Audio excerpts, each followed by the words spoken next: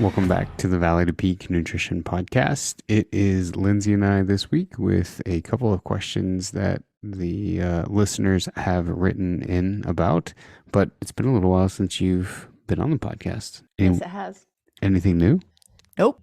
Is there anything? No, I don't think there's. I don't know of anything new.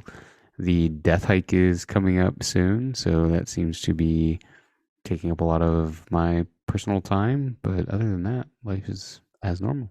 All right, ready? So we've got two different questions today from people that have written in. One of them kind of more on the, let's call it technical side. One of them kind of about cooking. And I have a feeling the cooking one's probably one that a lot of people want to know, maybe even you.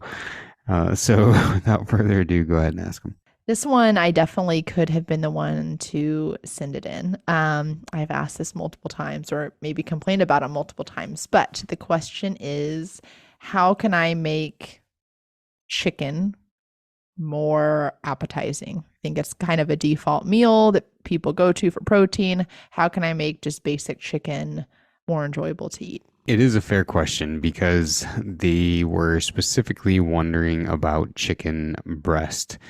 So I think we've talked about before, like one of the things that we'll do just because, I don't know, the times that we eat or whatever, we get busy. It's tough to like sit down and make actual meals all week is we'll just cook a bunch of pretty plain chicken at the beginning of the week and then do things whenever it comes time for dinner to, try to add variety, whether that's put it in something or add a sauce or whatever. This in particular, the question was like, how do I make that not so dry? And so I think there's a lot of different ways to go about it. I will say this, I think that the Instant Pot does a decent job of making chicken relatively moist. And so like we'll just dump a bunch of chicken breast inside the Instant Pot, put garlic salt over the top of it, put the lid on, 13 minutes, release the steam, and it's done. We'll put that on all sorts of stuff. We put that on all sorts of stuff, but it gets very old very quickly because it is quite plain. Even though it's moist, it's very plain. So for those of you that don't know, I do not cook. I kind of can follow a couple recipes, but I do not cook. I don't like it. Kyle very much is the one that cooks in our home, but I know how to reheat chicken. Anyway, he did teach me a method of cooking chicken. That was super easy, and have used it for all those meal train meals to take to people having babies and that are sick and whatnot. And I've been told that even the kids that won't eat chicken eat this chicken. So I'll just say that I'm just saying it's pretty good. But similar, spray the Instant Pot, put it in there. We put a ton of salsa over the top of it, whatever type of salsa you want. Do the same directions for cooking poultry. Then when it comes out, let it cool just enough. And then my aunt taught us this while making pulled pork, actually. We cube it a little bit, and then you get a hand mixer and just, what's that called? Well, I know you turn on the hand mixer, but it just shreds it. And then you're not burning your fingers the whole time. Shreds this chicken up. We serve it on everything. It has a bit of a taste, like flavor because of the salsa. We pour a little bit more of the salsa on top, but we put that in nachos and quesadillas and on salads and in, tacos and I said nachos already. I ate a lot of that. But it is awesome. So that was a fun one that is very easy and you can add flavor that way. And if you are worried about feeding children, it's small enough that they probably can't spit it out very well. Yeah, I actually forgot about that one. That is our boys eat meat really well. Like they love elk and venison and they eat it in just about any way, shape, or form. They're a little picky on their chicken, but this, for whatever reason, like I actually forgot about that. That's a really good one. They will pretty much eat anything that is in. So that is a good suggestion. Mine is a little bit different. The suggestion that I thought of when someone initially had asked this, and I don't want to, like, I'm sure in my mind, I'm thinking, oh man, I've got the sleeper. Like nobody knows about this. I'm about to really just open people's minds on how to cook chicken, but I'm sure that I'm not like the only one that's discovered this. So we've got a bunch of different seasonings and I'll follow the same method, but change the variety with the seasoning. So you put a skillet on medium heat, you put cooking spray in the skillet, and I will usually half the chicken breast because the chicken breasts that are at most grocery stores are basically like the size of a family of 4.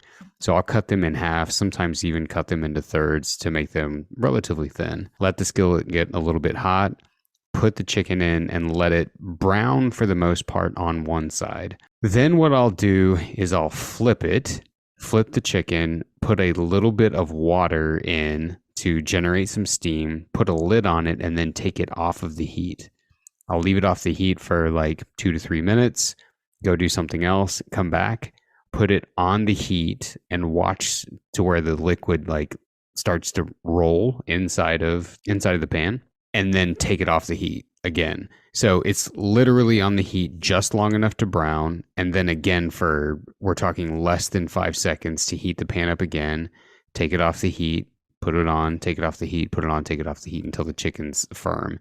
For whatever reason, I have found that to retain, hands down, no questions asked, the most moisture cooking chicken, aside, unless you're going to do the Instant Pot suggestion, or like we have a pellet grill, which does really, really well too. But other than those two things, like if you're just going to cook it on a skillet, browning it on one side, turning it over, putting some water in the pan to generate some steam, and then taking it off the heat, on the heat, off the heat, on the heat, and allowing, a couple of minutes in between those. Like I'll go make rice, or I'll go make pasta, or I'll go change a kid's diaper, or whatever, I don't know. And then you usually do that. I saw that face. But I'll go do something else, that's a part of the meal, and then come back, put it on for a second, remove it. And before you know it, like by the time the meal's done, the chicken's done too, because most of that heat has been cooking the chicken, even though it's not on direct heat. So it prevents it from drying out. Was this person's question, because it doesn't really matter, was this person's question about wanting chicken that is more moist, or wanting chicken, they're sick of just having a chicken breast on their plate? I think the heart of the question was, look, I'm tired of just eating plain chicken, but I'm mostly tired of the texture. So they'd put chicken in the pan, pull it off, and it's just like this piece of chicken that was not cooked very well. But you got to leave it on there forever. Whenever you leave them whole, like the breasts whole, they sit on there so long that you torch the outside before you ever get to the middle. So they're extremely dry, or they're tough and rubbery. And those 3 ways are the ways that I've found to completely eliminate those problems. But the Instant Pot suggestion's a game changer. I actually forgot about that. It's a good one. So definitely a shorter topic this week, but hopefully you enjoyed it, or at least got a couple of good laughs out of Lindsay and I's expense, learning about who changes diapers versus who cooks dinners at our house. Maybe you've got some ideas on how you've learned to make meals better over the years. I'd love to hear those. You can shoot me an email, and we can share those with the listeners, and maybe we'll do a video on the whole, putting the chicken on the heat, taking it off, putting it on, because I know that can be kind of confusing. It was kind of hard to even describe in the moment, but I think one of the best lessons that I've learned over my years of trying to get better grip on my weight so that it would allow me to do things that I really wanted to go do, and then maintaining that and just learning is to cook. You get so much control over your intake, and that's not just like from a control standpoint for your weight, which for some reason has started to carry a really negative connotation in social media now. And the reality is, and you'll hear this in an episode that we did in the future, without me fixing my weight, I wouldn't be able to do anything physical.